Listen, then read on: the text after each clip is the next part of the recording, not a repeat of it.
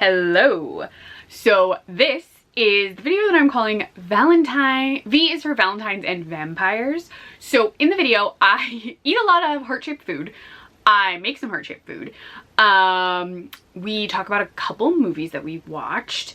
And then I reread Carmilla by J. Sheridan Le Fanu.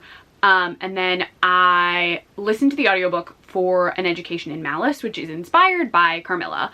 And then to finish the reading portion, I then also listened to the audiobook of Youngblood.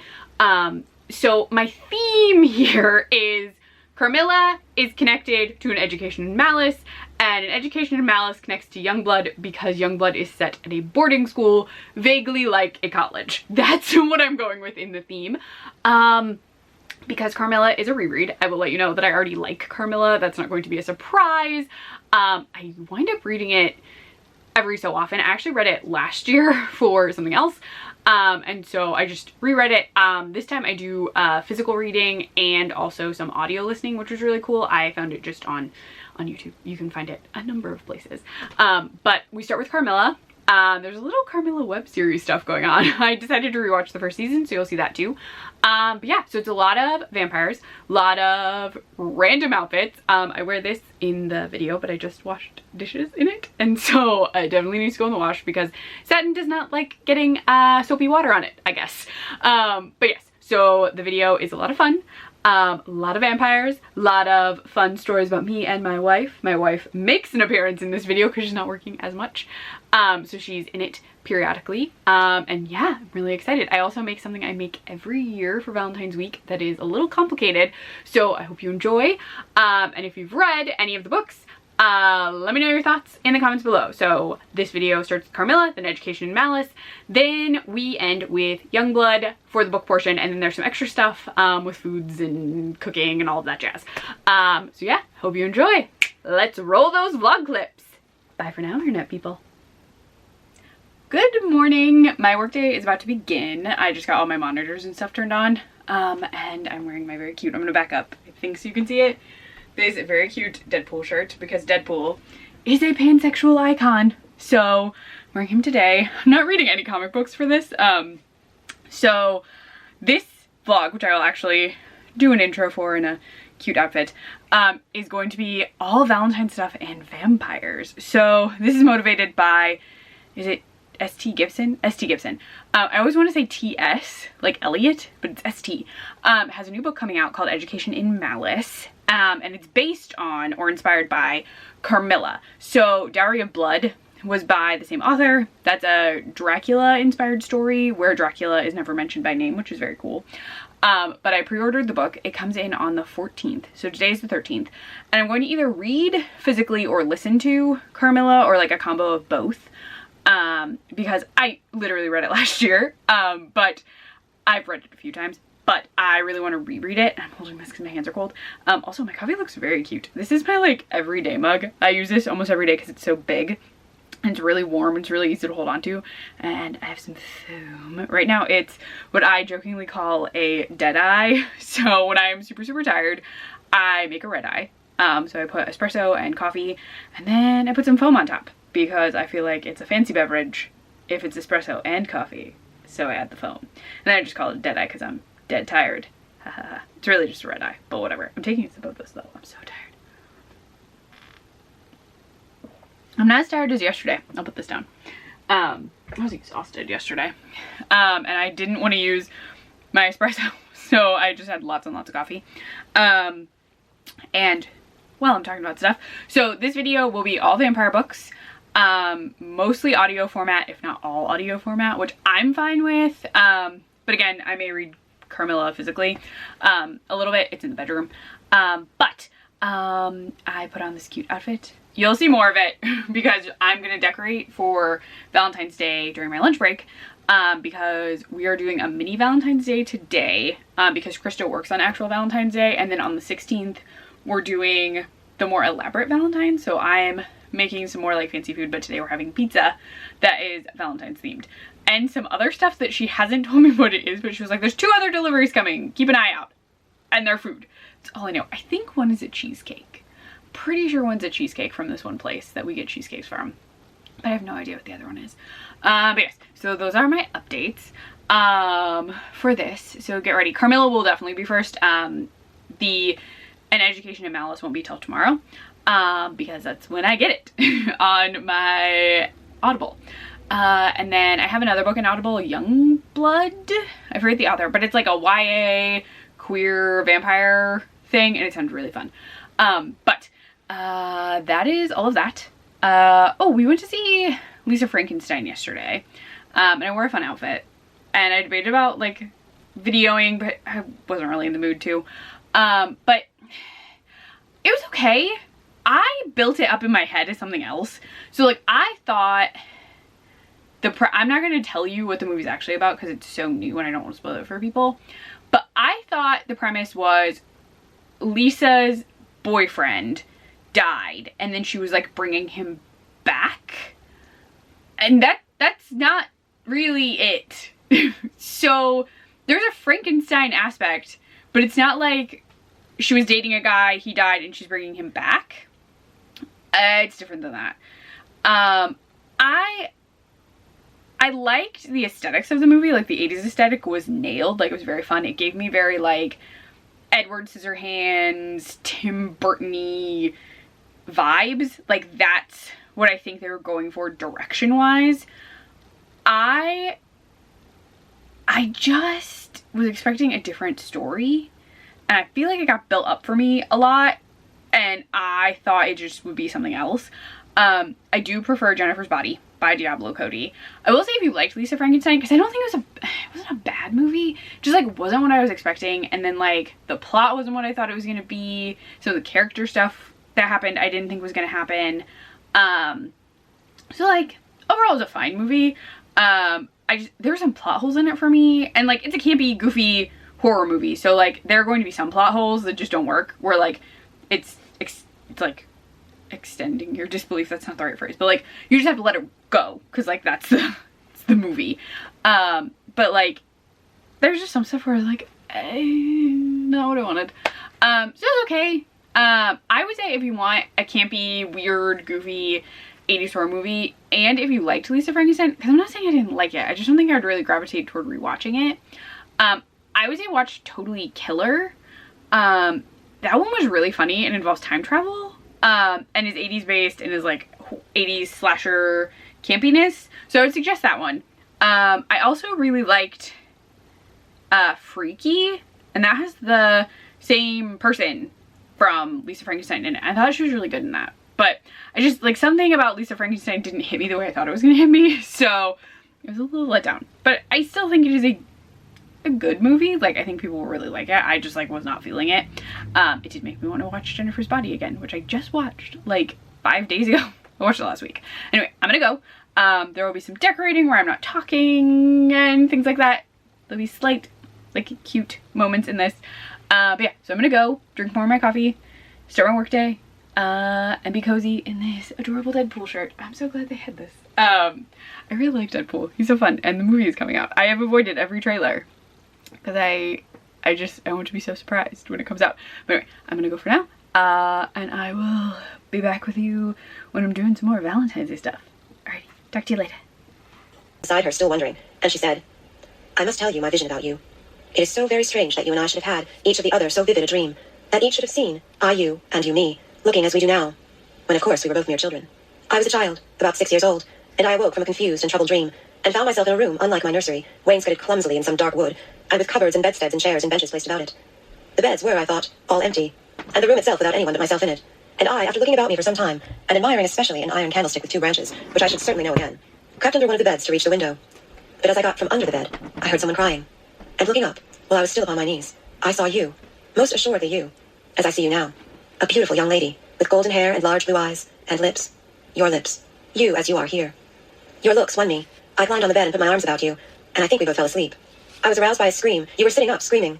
I was frightened, and slipped down upon the ground, and it seemed to me lost consciousness for a moment, and when I came to myself, I was again in my nursery at home. Your face, I have never forgotten since. I could not be misled by the mere resemblance. You are the lady whom I saw then. It was now I was delighted with my companion. That is to say, in many respects. Her looks lost nothing in daylight. She was most certainly the most beautiful creature I had ever seen, and the unpleasant remembrance of the face presented in my early dream had lost the effect of the first unexpected recognition. She confessed that she had experienced a similar shock on seeing me, and precisely the same faint antipathy that had mingled with my admiration of her. We now laughed together over our momentary horrors. End of chapter 3.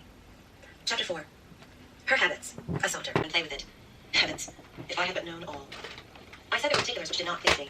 I have told you that her confidence won me the first night I saw her, but I found that she exercised with respect to herself, her mother, her history, everything in fact connected with her life, plans, and people, an ever-wakeful reserve. I dare say I was unreasonable. Perhaps I was wrong. I dare say I ought to have respected the solemn injunction laid upon my father by the stately lady in black velvet. But curiosity is a restless and unscrupulous passion, and no one girl can endure with patience that hers should be baffled by another. What harm could it do anyone to tell me what I so ardently desired to know? Had she no trust in my good sense or honor? Why would she not believe me when I assured her so solemnly that I would not divulge one syllable of what she told me to any mortal breathing? There was a coldness, it seemed to me, beyond her years, in her smiling, melancholy, persistent refusal to afford me the least ray of light. I cannot say we quarreled upon this point, for she would not quarrel upon any. It was, of course, very unfair of me to press her, very ill-bred, but really I could not help it, and I might just as well have let it alone. What she did tell me amounted, in my unconscionable estimation, to nothing. It was all summed up in 3 very vague disclosures. First, her name was Carmilla. Second, her family was very ancient and noble. Third, her home lay in the direction of the west. She would not tell me the name of her family, nor their armorial bearings, nor the name of their estate, nor even that of the country they lived in. You are not to suppose that I worried her incessantly on these subjects. I watched opportunity, and rather insinuated than urged my inquiries. Once or twice indeed I did attack her more directly, but no matter what my tactics, utter failure was invariably the result. Reproaches and caresses were all lost upon her. But I must add this, that her evasion was conducted with so pretty a melancholy and deprecation, with so many and even passionate declarations of her liking for me, and trust in my honor, and with so many promises that I should at last know all, that I could not find it in my heart long to be offended with her. She used to place her pretty arms around my neck, draw me to her, and laying her cheek to mine, murmur with her lips near my ear, "Dearest, your little heart is wounded. Think me not cruel, because I obey the irresistible law of my strength and weakness. If your dear heart is wounded, my wild heart bleeds with yours. In the rapture of my enormous humiliation, I live in your warm life, and you shall die. Die, sweetly die." Respecting these very extraordinary manifestations, I strove in vain to form any satisfactory theory. I could not refer them to affectation or trick. It was unmistakably the momentary breaking out of suppressed instinct and emotion. Was she, notwithstanding her mother's volunteered denial, subject to brief visitations of insanity? Or was there here a disguise and a romance? I had read in old storybooks of such things. What if a boyish lover had found his way into the house and sought to prosecute his suit in masquerade with the assistance of a clever old adventuress? But there were many things against this hypothesis, highly interesting as it was to my vanity. I could boast of no little attentions, such as masculine gallantry delights to offer. Between these passionate moments there were long intervals of commonplace, of gaiety, of brooding melancholy, during which, except that I detected her eyes so full of melancholy fire, following me, at times I might have been as nothing to her. Except in these brief periods of mysterious excitement, her ways were girlish, and there was always a languor about her, quite incompatible with the masculine system in a state of health. In some respects, her habits were odd, perhaps not so singular in the opinion of a town lady like you, as they appear to us rustic people. She used to come down very late, generally not till 1 o'clock. She would then take a cup of chocolate, but eat nothing. Hello. Okay, you're not going to be able to see me, but I thought I would show you some of what I did.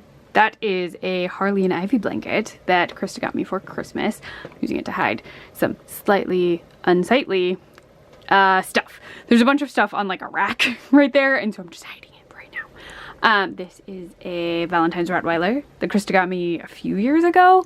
I just thought it would look cute on the table.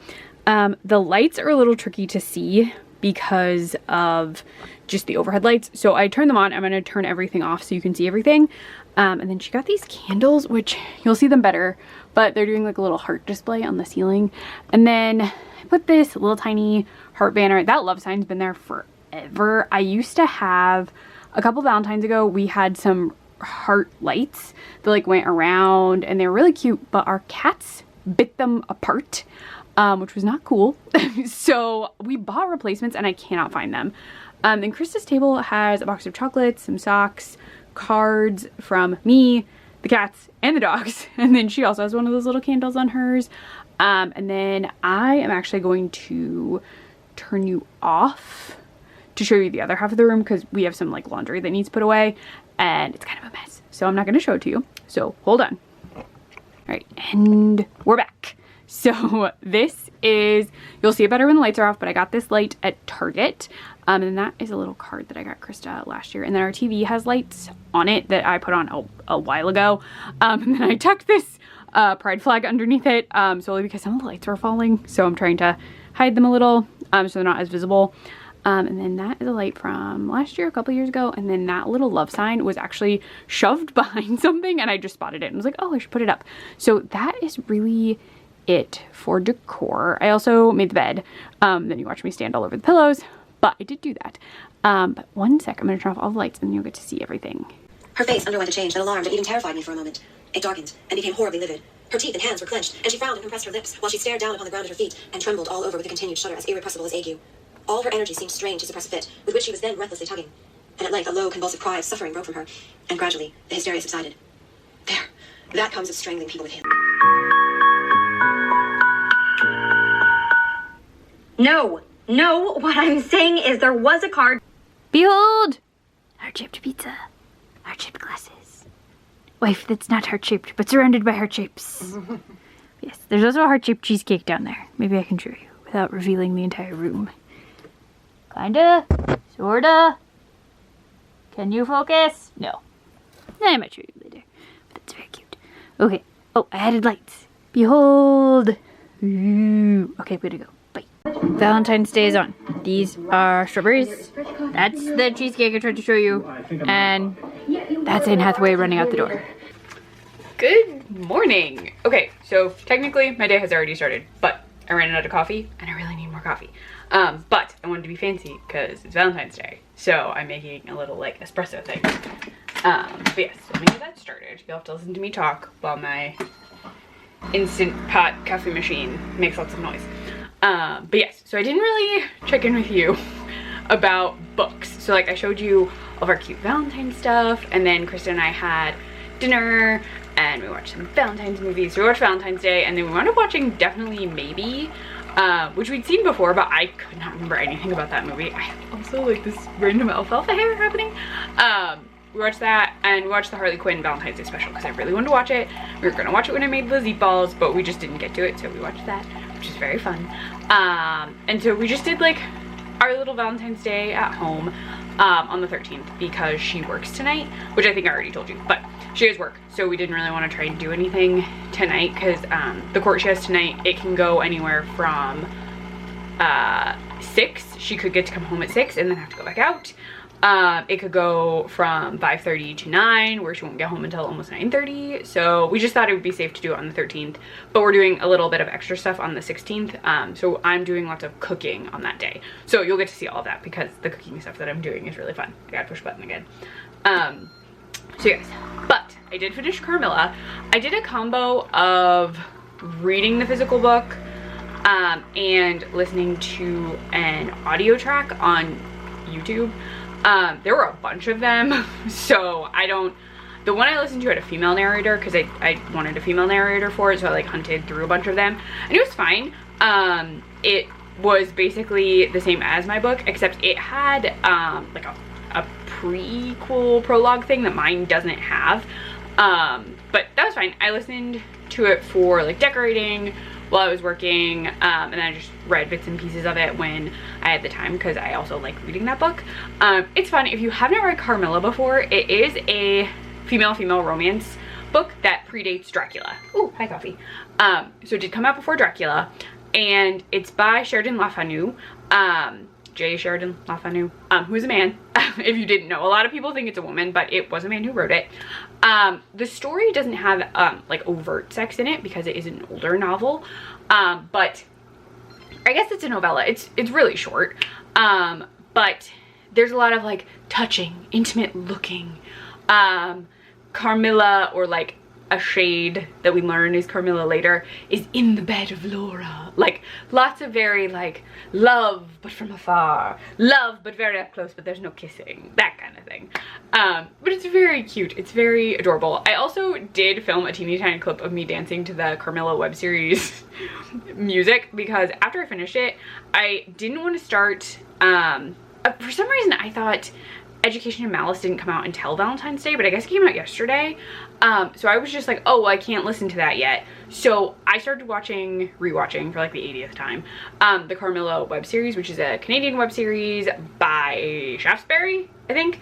It's on Kinda TV. I watched it in grad school, like it came out in grad school, and it's how I learned about Carmilla. But that was a long time ago. But Carmilla is actually how I met Krista. So it's all very like cute. So I will explain that while I am prepping this coffee, which is basically done, but I want to put cream stuff on top. So Carmilla had 3 seasons, seasons. It's a web series. And after the 3rd one, they just kind of ended it. There wasn't an announcement or anything. It was just like over. And then Natasha Nago Vanless and Elise Bauman were announced as guests at this brand new con that was going to be in Las Vegas called ClexaCon.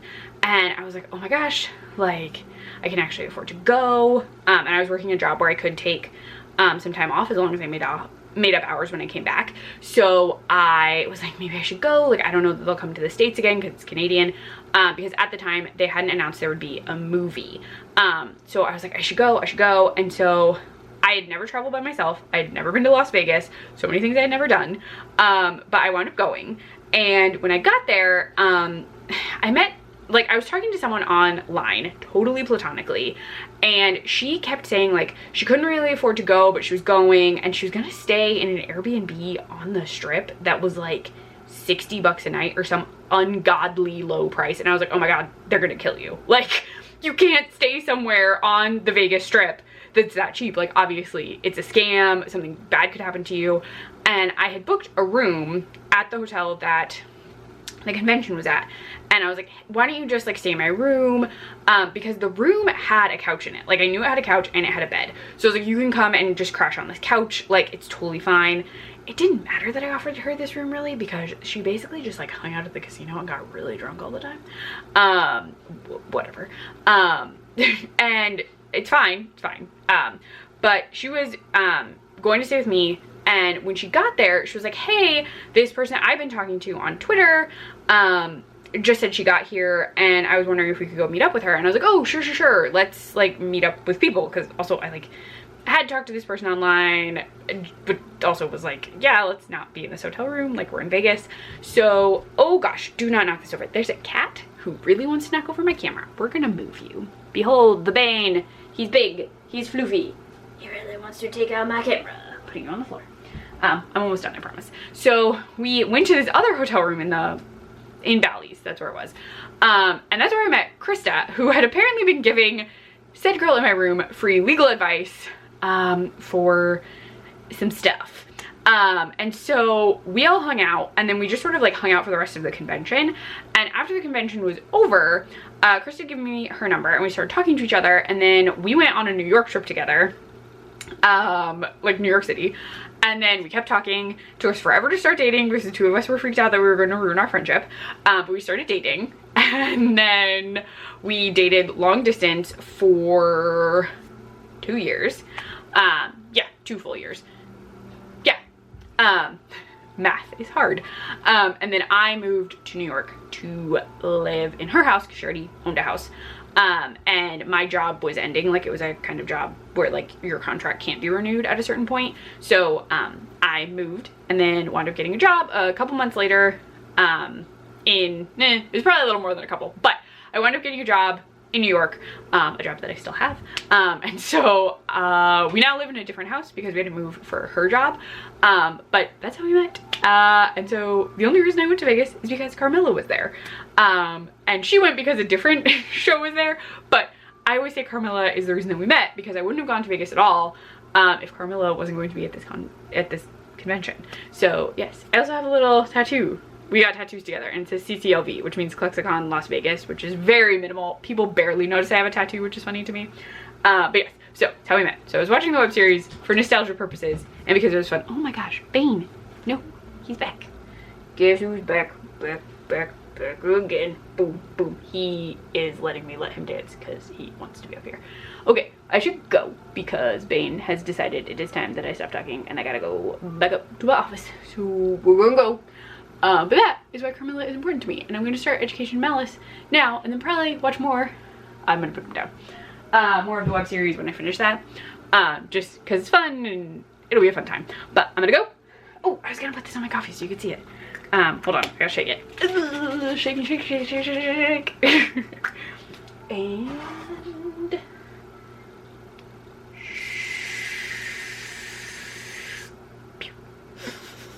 alright. My cute cup with my coffee. It says cheers queers. I like it a lot. Alright, I gotta go. So I will talk to you later. You'll probably see me start the audiobook because I'm gonna light a candle and make my office very, very cute. But yeah, I gotta go. See you very soon. In Education in Malice. Written by S.T. Gibson. Read by Stephanie Cannon.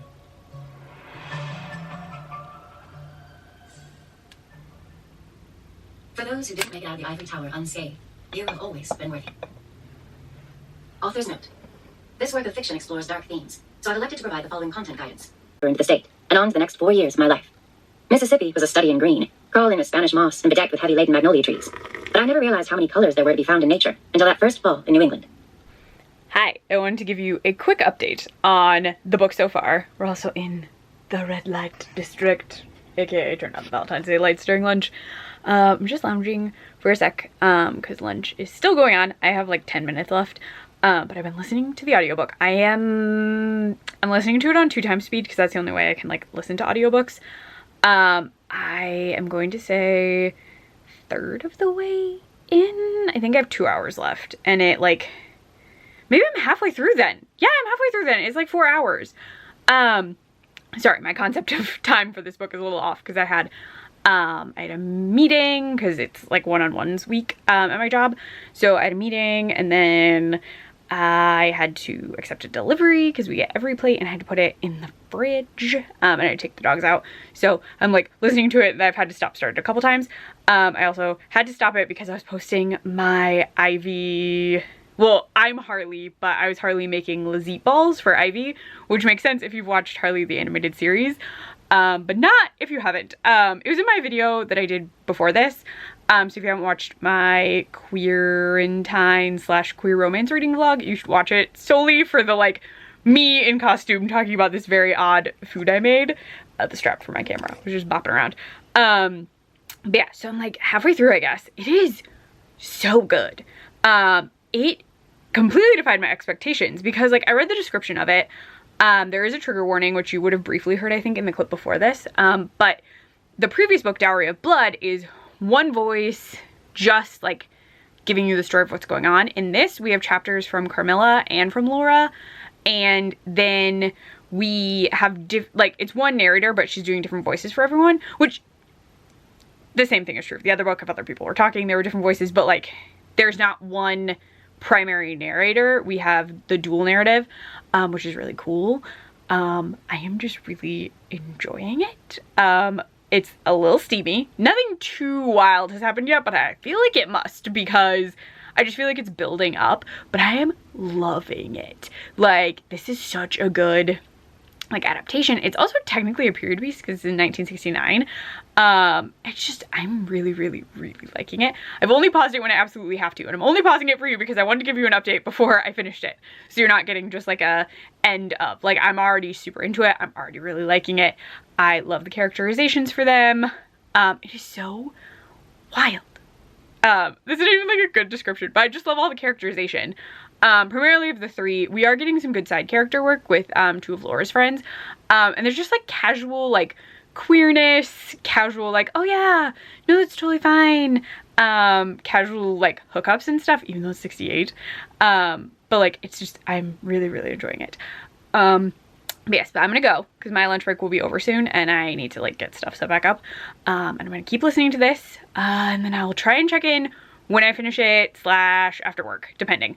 But yeah, just really, really enjoying it. All right, I'm gonna go. Bye for now. Hello. This is just an angle I feel like this video is gonna have a lot of because I'm listening to audiobooks during work, so I'm just sort of like propping my whole tripod system up at a certain point, like it just sits. But I just finished an education in Malice. My work day is over, so that is a nice plus. So I can give you my update on this book. Okay, again, not spoiling anything. It is a brand new release and I really want people to check it out. Oh my gosh, it did definitely get steamier. I knew it was going to. So if you've read the original Carmilla, and I even mentioned this, it's like lots of longing, touching, closeness, but there is no overt sex. In this one, sex. Asthma. There's no asthma in the book, just in my lungs. But the story itself has so much like focus on like romance and love and how that love can be sort of all consuming and destructive, and there are like these really intimate moments and like whoo scenes, like whoo, very steamy scenes.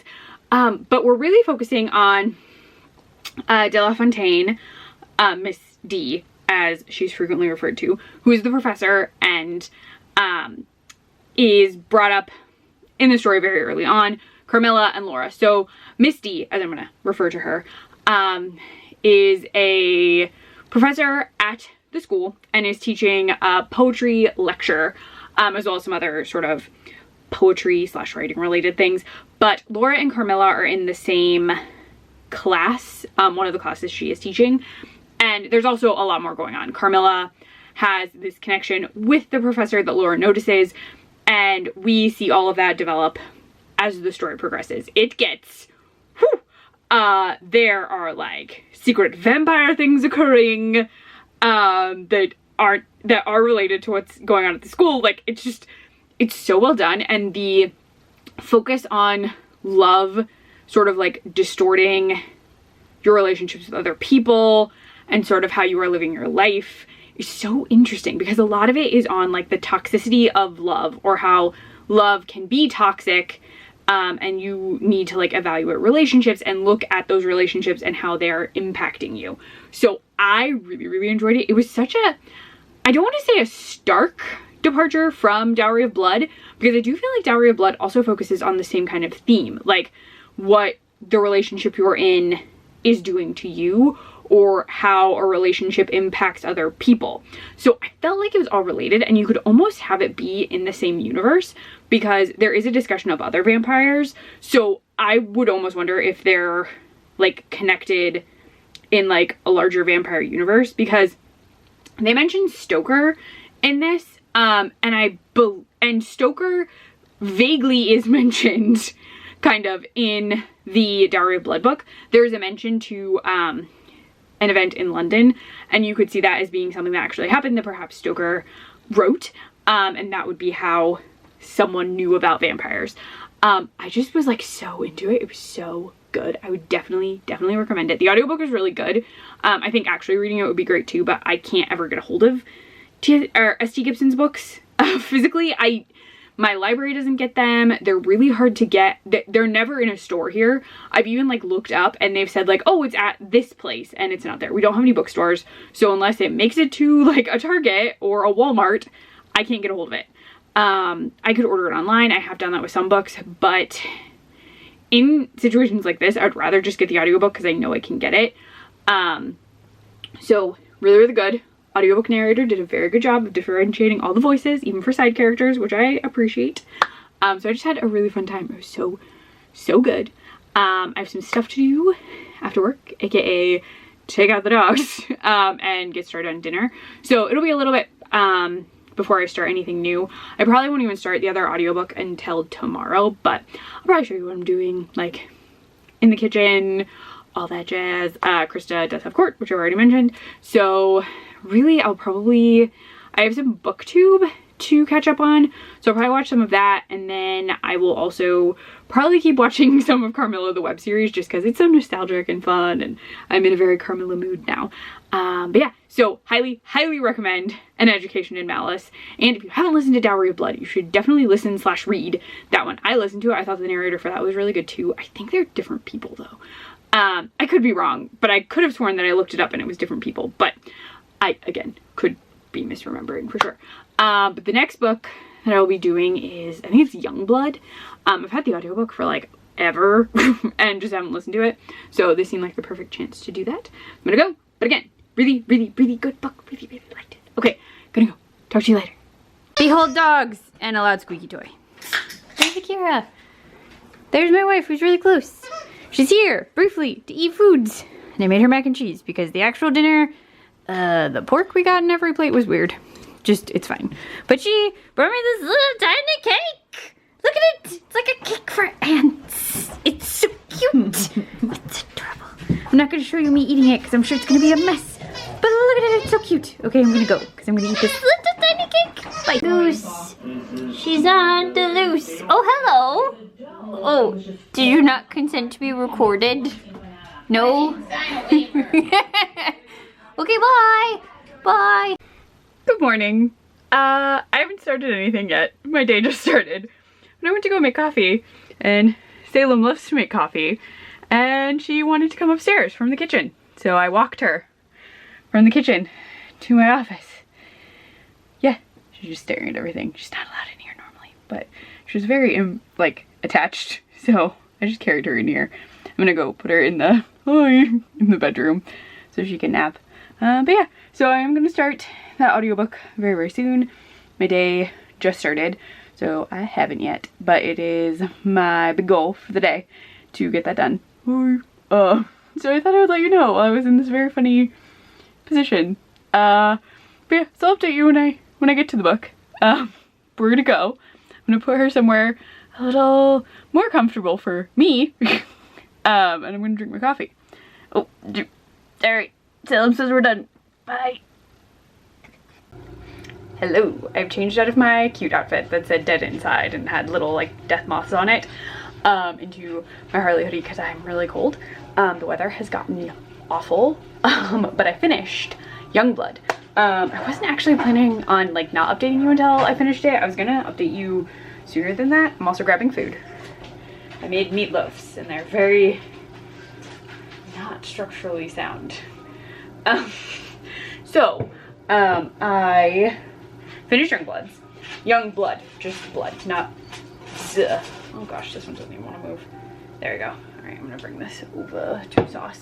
But the story itself revolves around Kat, or Catherine, as Taylor calls her, and Taylor. So, Kat lives with her mom. Her father has died from this disease that's affecting humans, and if you drink from an infected human and you're a vampire, you die, like instantaneously. She is a Youngblood, which is a vampire born of a vampire. So she was a naturally born child, but she is a vampire. Taylor is the same. This is a new thing that has started going on because vampires can't turn new vampires. They're focusing now on trying to have actual children biologically. So this new school has been started called the Harcourt School, and she applied but does not think she's getting in, and if she does get in, she can't afford it because she and her mom are barely making ends meet. They're barely surviving on this blood substitute. But she suddenly finds out that she got in with this like application she put in, but her mom doesn't know about because her mom has never wanted her to go there. This starts a huge rift with her and her mom, but she does leave because it turns out everything is paid for by some mysterious benefactor. When she gets there, she will meet Taylor, who will be her roommate. But the interesting thing is that she knows Taylor. Kat and Taylor were friends as children when she and her mother were living with family, and Kat thinks that Taylor told her family this big secret and that she and her mom had to go on the run, and she's hated her ever since then. And Taylor does not know that is why Kat hates her. She did not reveal the secret, so she has no idea why Kat would hate her. And so the two of them are kind of like, in this situation, enemies. They were friends, now they're enemies. But because this is a romance, there are some sparks. So Taylor is out and gay. She is a lesbian. She is only into girls, but because this is a private school, a lot of the girls will like want to make out with her as kind of an experiment, and then that's it. She is currently in this very awful situationship with a girl named Evangeline who makes out with her, but insists she is not gay. And like this whole thing, the school is very focused on vampiredom, which is like, you are a vampire, vampires are better than humans, all that matters is you're a vampire, blah blah blah blah blah. But Kat is like, this is so weird, like we should care about humans, like you're all kind of crappy, like the school is like mostly white and everyone is really like rigid and straight-laced and like does not really care about humanity when we should care because we're immortal beings who will be around humans all of our lives. And so a lot of it is this, it's very tied into the school being very rigid, but it also turns out that vampiredom is very rigid in its beliefs, and Kat does not like that, Taylor does not like that.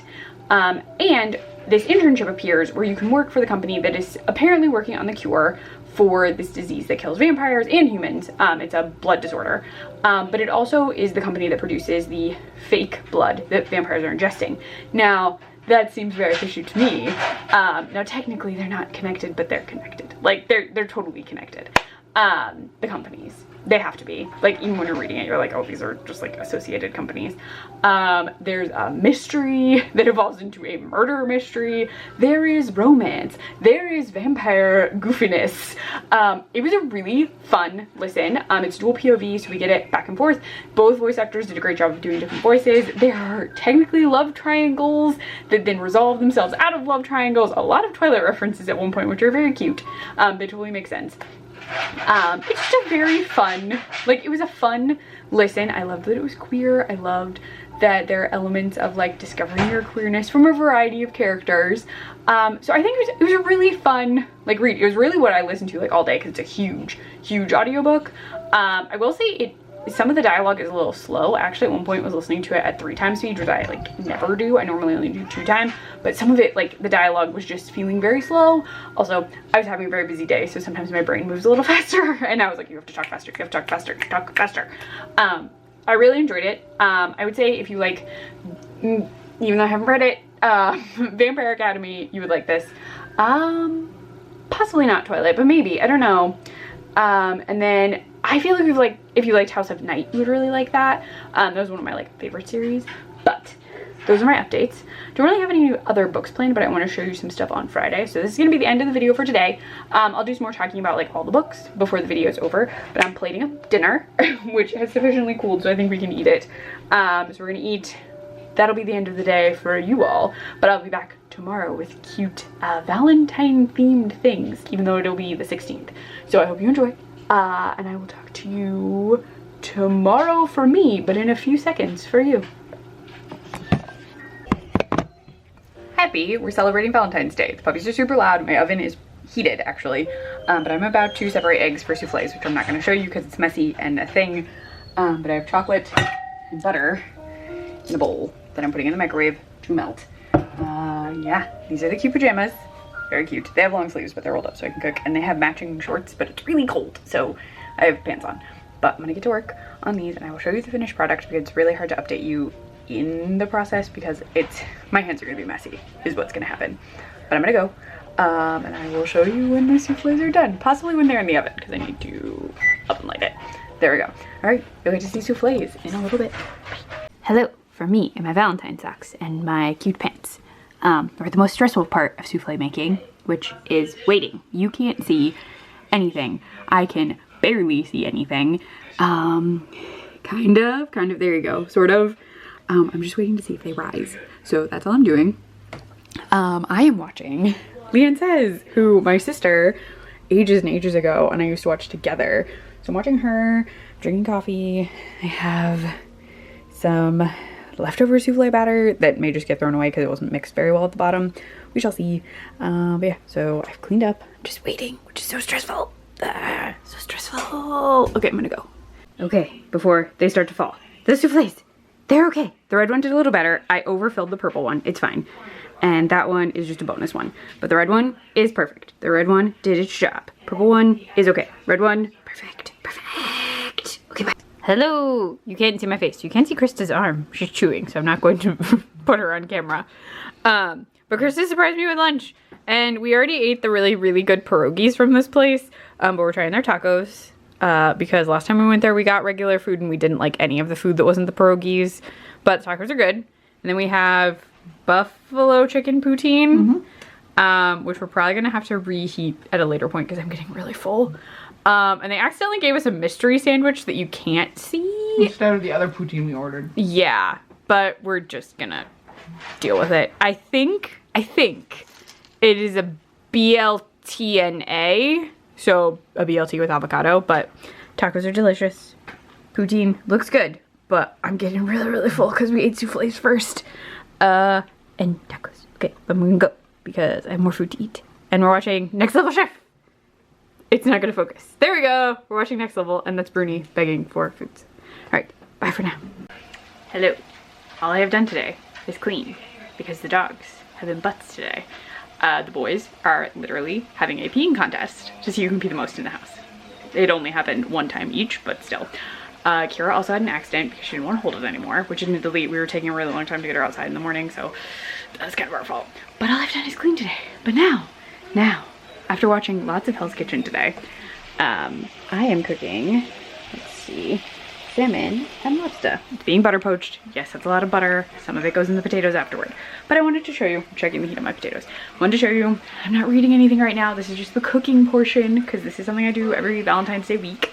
So I'm gonna go, I'm watching Jade the Libra go Easter ween hunting while I cook. So I'm gonna monitor the salmon, maybe pour myself a little wine and keep cooking. All right, I will talk to you later. I will show you the finished product, and then eventually I will do a little book roundup to end the video, and I have to film an intro, so I need to do both of those things. All right, bye for now. Ta-da! That's finished product. There are 2 plates. I'm filming very quickly because Parker is having a conniption fit. I don't know why. We did have to take the girl dogs upstairs super quick because Goose, our youngest kitten, well, youngest cat, she's pretty tiny. She climbed under the couch, and it's a reclining couch, so we had to like fish her out of the couch. Behold the things. Oh, and my glass of wine. Oh, cat is doing a thing. But yes, so I had to change because I'm very hot because I climbed under a couch. But yeah, she's fine. She is up in the bathroom with cat treats, decompressing a little after climbing under the big couch.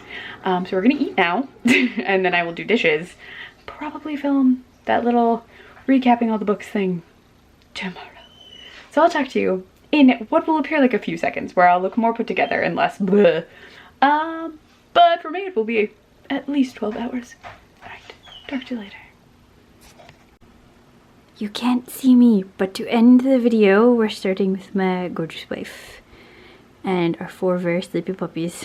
They were actually asleep, but I woke 2 of them up getting the camera.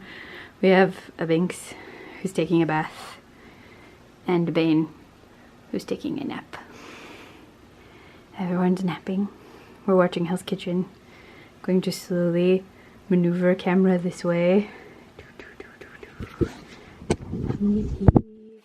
And I don't want to turn it off. That's my hand. Hello. Okay, tiny recap. Are you gonna focus? Hello, my face exists. Hello. Okay, I'm gonna be really quick so we can keep watching TV. But in this video, I read / listened to Carmilla, Decorated for Valentine's Day. Listened to An Education in Malice, which is inspired by Carmilla. And then I listened to Youngblood, which takes place at a vampire boarding school, which is similar to the college that An Education in Malice takes place in. So everything was very tied together. We saw a lot of heart-shaped food. I feel like that's it. I'm going to be reading more vampire books in the next video, so keep your eyes peeled for that. But yeah, I liked all of the books. Carmilla I've read before, so I have no additional opinions. I really like it. I really liked Education in Malice, and Youngbloods was very fun. But I did mention that the audiobook drags a little, like speed-wise, and I had to turn it up even faster than normal. But both voice actors were very good, so I really liked it. I would recommend all of them. I would say read Carmilla before you read An Education in Malice, just so you know the original story going in. And that's it. So, oh, we saw Bottoms, and we thought it was fine. Sorry, that was an asthma cough. It was okay. It was not what we expected. Krista didn't like it at all. I thought it was fine. I think I was expecting something else. And then I mentioned we saw Lisa Frankenstein, but I already told you how we felt about Lisa Frankenstein. And then, did we watch another movie besides Bottoms? Was that it? We watched Definitely Maybe. Oh yeah, we watched Definitely Maybe and Valentine's Day. And